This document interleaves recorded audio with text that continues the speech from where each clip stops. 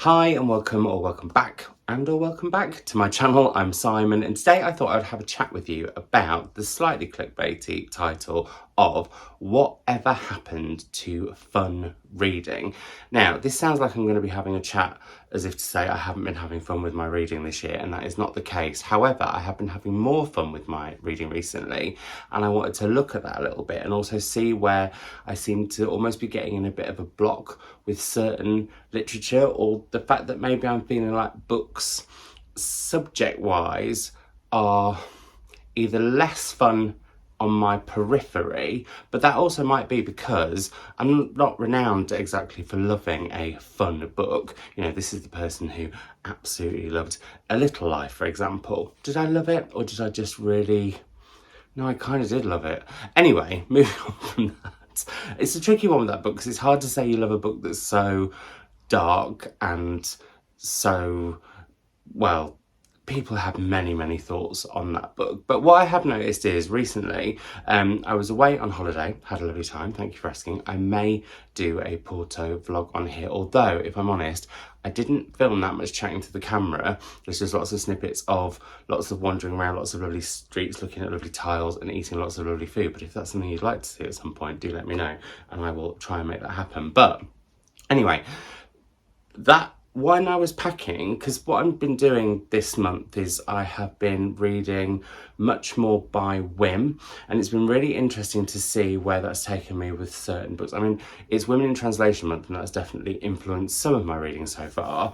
However, as we'll come to, I'm not sure how much more I will stick to reading Women in Translation for the rest of the month because of this whole fun thing.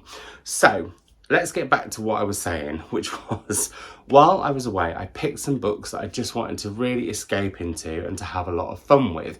Now, that doesn't mean that the books had to be funny, because I think fun and funny don't always interlink, and sense of humour, what is funny to one person is very different to another. You know, it's really subjective.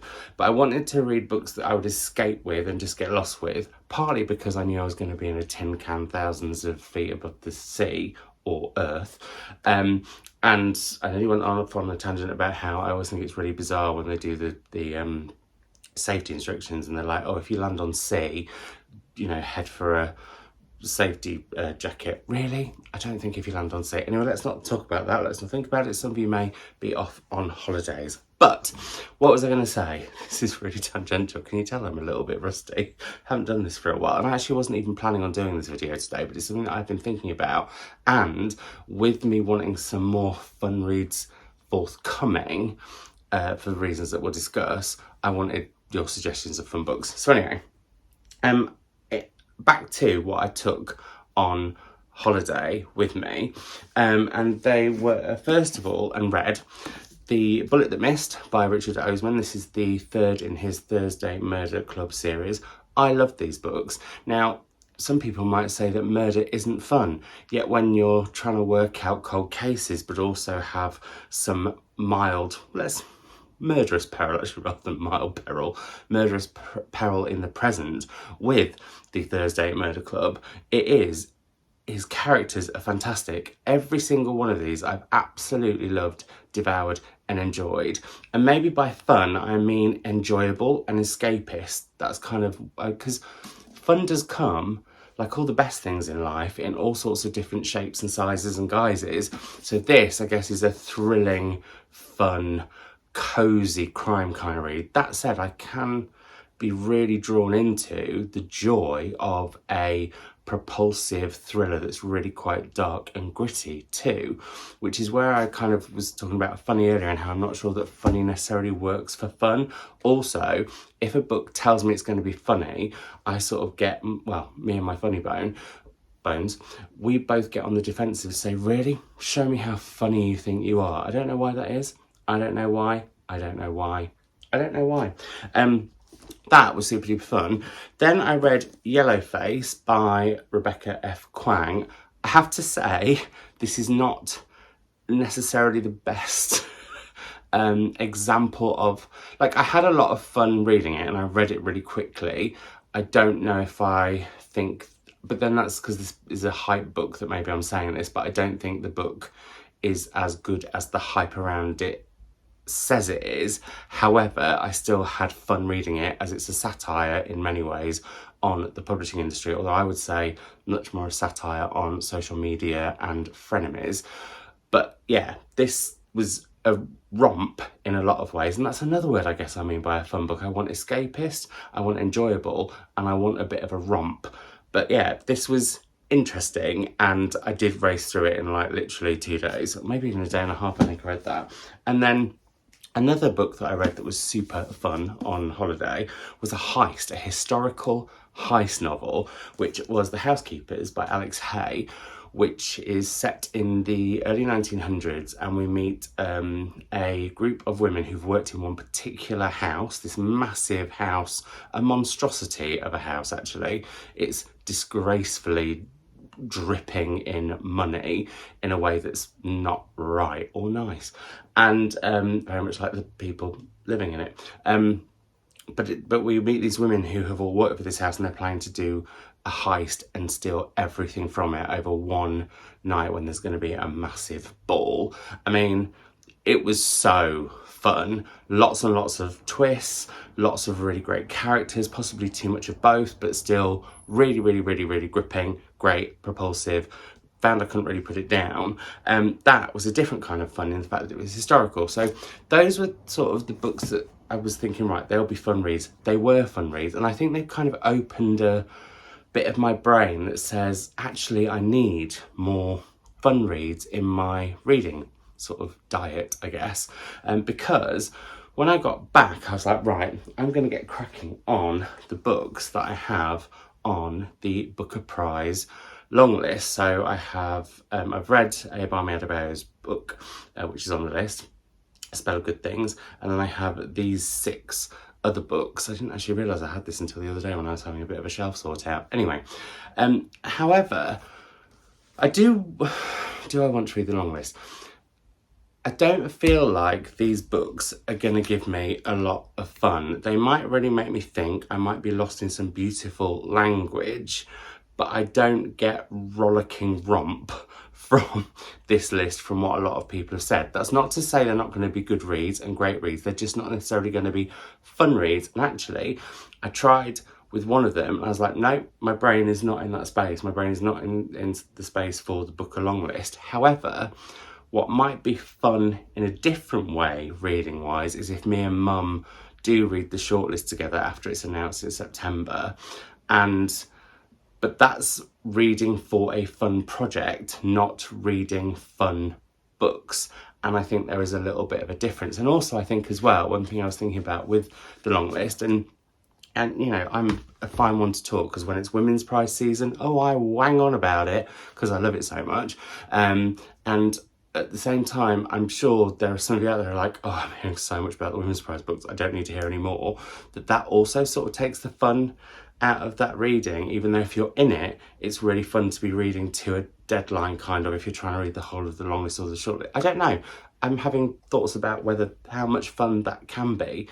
And yet I'm definitely looking forward to doing it again next year with my mum. But because maybe I'm not part of it with the Booker, that adds to a little tinge of not so fun. Does that make sense? There are some books that I really, in fact, I've got another one because it's on my shelves as I haven't done and won't be for a while, my August book haul, which is If I Survive You by Jonathan Scoffrey. I've got that and I'm really, really tempted by that one. And actually, I saw Jen's vlog where she read the long list, and I think this one sounds like it could be quite a chilling thrillery, so it could be fun in that way. And I know that people are saying that the bee sting, or whatever that one is, by one of the many Pauls on the Booker long list, that is meant to be funny, but again, that might not prove to actually be fun if the funny in it doesn't hit my funny bone. So there we go. Anyway, so I tried to head to a couple of those books. I just was not in the mood. Then headed to the Misadventures of Margaret Finch by Claire McGlasson, whose Rapture I really, really loved when that came out a few years ago, her debut. And again, this has got some really dark elements in it, but because of the fact that it's a book about secrets and it's set at a particular time in history that's quite interesting for me. I find the interwar period really, really interesting, which matches, I should say, the savage prompt for this month. If you're joining in with me and Mum and reading 2 prompts that lots of you lovely lot picked throughout the year, it is book set between the wars. This actually isn't technically my prompt book because that's going to be The Shrines of Gaiety by Kate Atkinson, as we're doing that for my book club over on Patreon. If you want to join in, it's linked down below. Anyway, so, but this was darkly very much a fun novel. It was sort of seaside noir. It was based around a really quirky, weird, bonkers bit of history that I didn't know about, and I had real fun reading it. And so I guess that's kind of where I'm at, because then when I tried to read The Whole by Hai Young Pyun for Women in Translation Month, now this had been sold as being like the Korean Misery, which doesn't sound like fun because the word misery is not a fun word. However, Misery is quite a fun, I was going to say book, I haven't read the book, but I have seen the film, in its darkness and how it revels in it, and can, I think, be quite a romp to read. So I was really intrigued with this, but this was just really dark and depressing and just not doing it for me. And I don't know whether it's going to be a DNF for now or a DNF forever, because I did ask on Instagram if it got better and people were like, not really. I think 80% of people said no. So yeah, I don't know, I'm just a bit, I don't know whether this would be better when I'm just not so much in the mood for... This is editing Simon. I said I wasn't going to edit it, but I suddenly thought of something that I didn't say that I wanted to, and that is that when I have been looking at books in translation by women for this month to read, it's been a real struggle to find any that sound fun. So if you can think of any of those, I would love that in the comments down below too, because I would like to carry on reading women in translation in the rest of August, but I'm finding it really difficult to find some books that are just sort of escapist fun and not quite dark and highlighting quite difficult things from the places that those books are written, which are very important and are books that I love to read, but aren't necessarily fun. And I don't want it to sound like fun books are light reads, because they're not. I'm thinking of, well, I'll talk about a few in a second actually, of the sort of books that I've read recently that are also fun books, because, and let's get to the point of what I wanted your recommendations of, I would really love to know in the comments down below what makes a fun, not funny, but fun book for you, and also what fun books you think that I would enjoy, as I'm having a procedure next week that means I'm going to be getting quite a bit of rest and recuperation afterwards, and I really want some fun books to read then. I do have, and I'm not going to get them to pick them all up, but I do have the Wilbur Smith adventure writing, but I've just totally got that prize completely wrong and I'm one of the judges on it. But I have the shortlist of the adventure titles, and I think adventure can be a heck of a lot of fun, so I'm really looking forward to those, but I would like some more recommendations. But if you're looking for some more recommendations of fun books along the lines of what I said earlier, prime examples of books that I found really good fun in a propulsive way that I just had fun reading them, even though sometimes the subject matter wasn't necessarily fun. Prime example is Black Cake by Charmaine Wilkerson, which I could not put down when I read it, funnily enough, on holiday earlier in the year. And this is a book that is about 2 siblings who meet up after their mother has died and she's left them some tapes and a black cake that she wants them to eat at the right time, and they listen to the tapes and hear that her life was completely different from the life, or she was a completely different person from who they knew she was, and you go back over periods of history to some quite traumatic events, to put it mildly. But the way that Charmaine Wilkerson delivered this book, with all of the tricky subject matter that she did and difficult times in history for black women particularly, she did it in such a way that you would just completely transfixed by it and sort of almost like spellbound by it, really. It was just a really, really brilliant book. And I want to kind of say delicious book, because it also looks at food in a lot of ways, with these pleasant surprises and twists, as well as these shocking moments that also kept you on the edge of your seat, which can be quite fun, like, well, especially if you like roller coasters that I do. And this was this kind of, it kind of was a bit of a roller coaster of a book with all the different twists and turns and shocks and spills and thrills that went on, at the same time having some incredibly deep, thought-provoking moments, but just brilliant characters, lots of fun. So we have that one.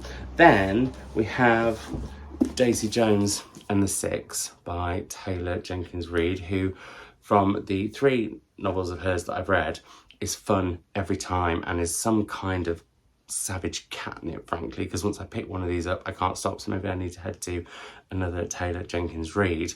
But yeah, the sort of, you just can't stop reading once you pick them up. And I sometimes think that books like this can almost be reviewed that they were really good fun and you really addicted them at the expense of great writing, but I think they are brilliantly written. Actually, one thing I would say, I was thinking about this when I was looking at other books that I would describe as fun, like anything by Joanna Cannon, and they're kind of mysteries in a way, literary mysteries, literary thrillers, I guess, or Queenie by Candice Carty-Williams.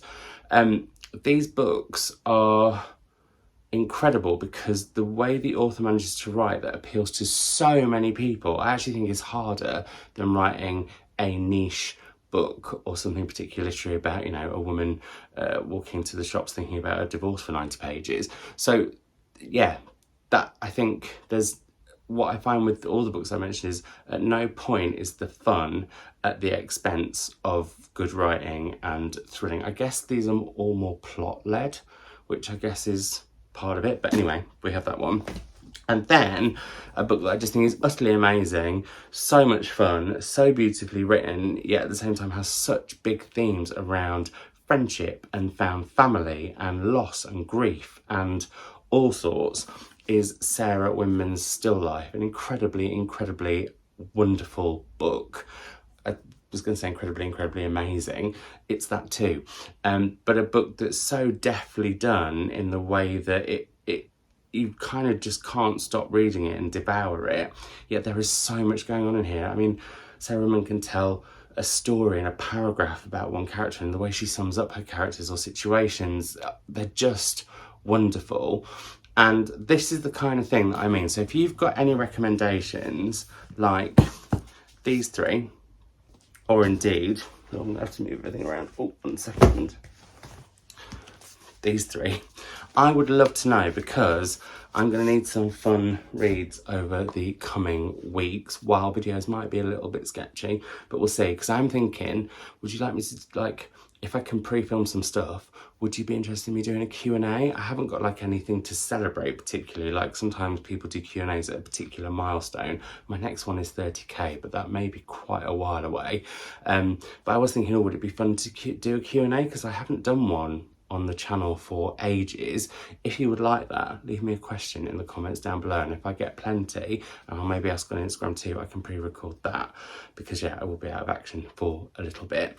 But while I'm out of action, I really want to be reading books that are possibly full of action, because that can be, like I was saying about adventure, part of the joy of a fun book. There do tend to be plot twists and thrills and spills and all those kind of things. But also I'd just like to know what the last book you had really good fun reading was and why that was, and that would be lovely. And this is not going to get edited. I think I'm just going to literally put it up as it is. I was going to say warts and all, that sounds really wrong. But yeah, I'm going to go, because tonight, very excitingly, I'm off to go and try a new restaurant that's only opening today on the Wirral with the lovely Dan and Jordan from West Kirby Bookshop. So that's going to be really good fun. And yeah, I will catch up with you in another video soon. I think the next one will be, finally, my May, June and July wrap up, because it has been ages since I did one, and I would like, when I'm back post procedure, to kind of get back into more of a swing of a routine with everything, maybe doing videos on Wednesdays and Sundays. And I've got a few in mind, because there'll be a haul at the end of August and then my August wrap up. And I think I'm gonna do wrap ups a little bit differently as well, because my plan is, well, I don't know if you've got this far, because I'm suddenly going off on a tangent. My plan is, I would really like to do at the end of wrap-ups like little snapshots of what I loved that happened in the previous month. Although I am hoping to get back into vlogging in due course. I may even be doing one now, pre-procedure, but we'll have to wait and see if it makes light of day, because I think I've made about 15 vlogs that have not happened this year, and have now deleted most of them to make space on my phone. Anyway, blah, blah, blah, blah, blah. Fun. I would love to know what the last book that you had lots of fun reading was and why, and what books you think I might find fun for the forthcoming weeks, and just have a chat with me in general about fun books and whether literary books can be fun, and if there are, I'd like to know what those ones are, because that'd be really interesting. And well, now, but I think these are. So blah, blah, blah, I've gone off again, feeling rusty and ropey, but lovely to chat with you as always. And if you would like more content, then you can head to my Instagram, my Threads, my Twitter, my Patreon, my wishlist, all of those kind of things down below. And I will see you in another video very, very soon. Bye.